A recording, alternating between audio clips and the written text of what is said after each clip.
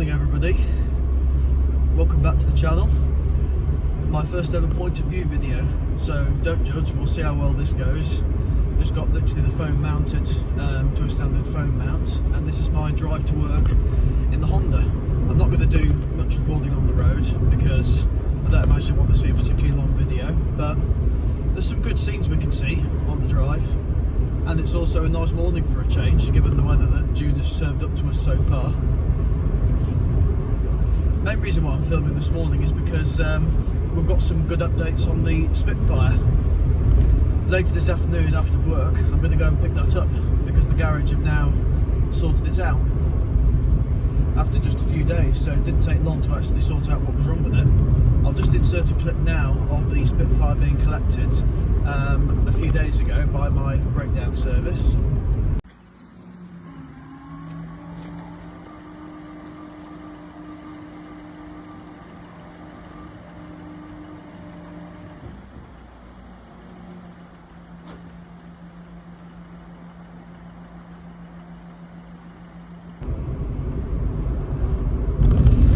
So in terms of what ended up being wrong with the Spitfire, it turns out it was dodgy spark plugs.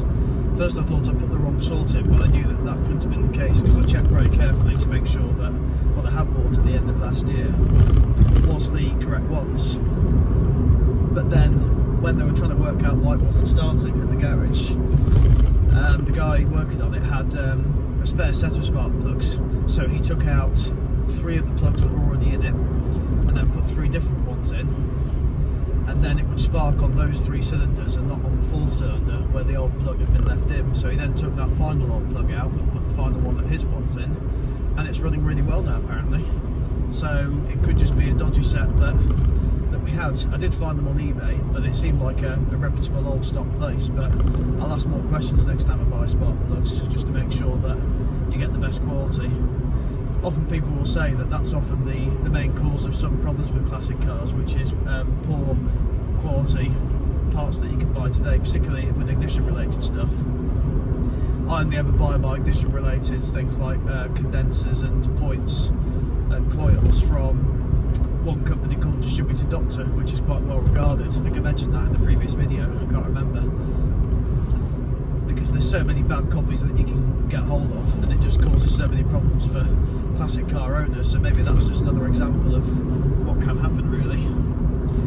But luckily the bill's not big because it's a simple thing. They also put a fuel pipe on it with a fuel filter on, because for some reason it never had a fuel filter on it, my Spitfire.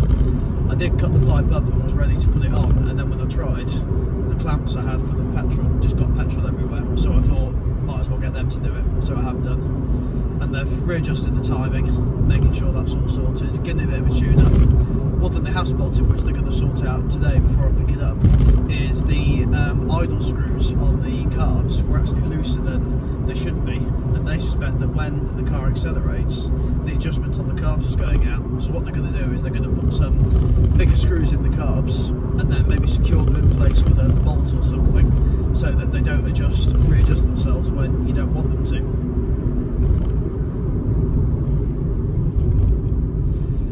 So it's good that the bill's not been going to be very big. I'm looking forward to getting out in it again, because it's been a long time since I've been able to drive it properly. It's had a lot done to it over the last few months, as I'm sure people who follow my Instagram account, THT Motoring, formerly Tales of a Spitfire, will know. But yeah, it will be very good to get out in it again. I don't think the weather's going to stay like this later, which is a bit of a shame, but June hasn't obviously been very kind to us so far, but we'll enjoy this sunny weather while it lasts. In terms of the Honda, I mean, nothing to report other than the fact that it's still absolutely fantastic. This is the commute it does every day. It's about an 18-mile commute each way, so every probably 9 days or so, 10 days, I'm going to fill it up with petrol. We're nearly averaging 50 miles per gallon actually. So it does pretty well, considering the fact that it's a 58 reg car, so it's not exactly new by any stretch of the imagination, but it still does everything that anybody would want it to do.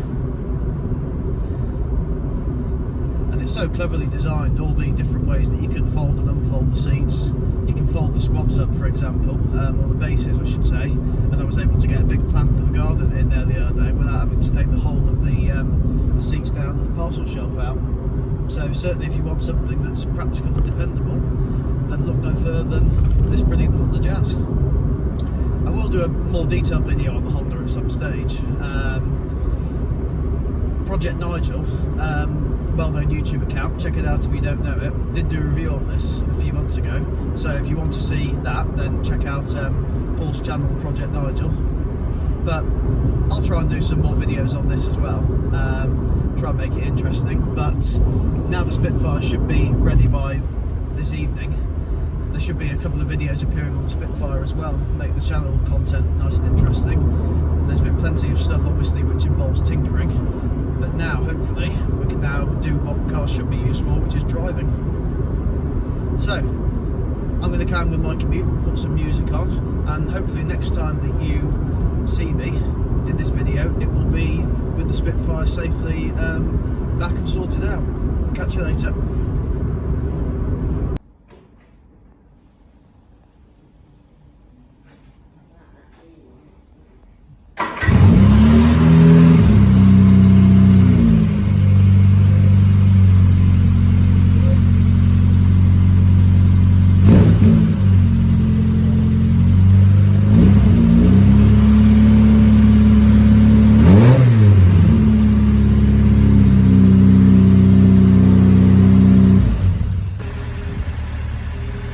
It's back.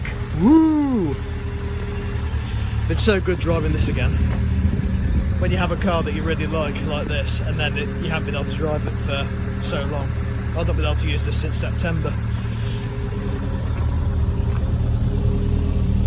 And yeah, it's back where it belongs, on the road.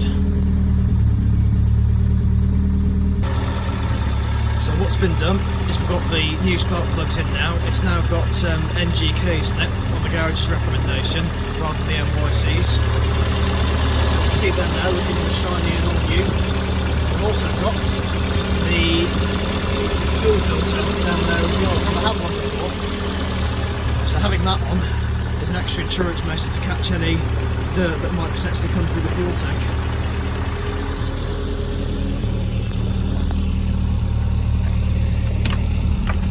Inside, a little bit messy, but just a few things that I need to throw away. But running really well, driving it back was fantastic. So jobs on this to do now is going to be give it a good clean up, and then also to put some fresh petrol in it, because the petrol in it at the moment has been in it since September, so it will appreciate a nice new bit of petrol in the tank. Also as well, this car will be up for sale quite soon, purely and simply because, as I've said, it lives at my mum's house. I've not been able to use it as much as I would like to, and at my house I've got no undercover storage, which I would like to keep this inside. I'd feel bad keeping this outside. So in a couple of weeks this is going to be going on the market.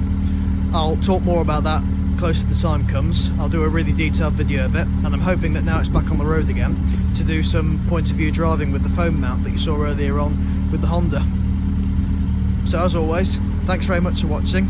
Don't forget to like, comment, subscribe, and I'll see you guys quite soon in another video. Take care.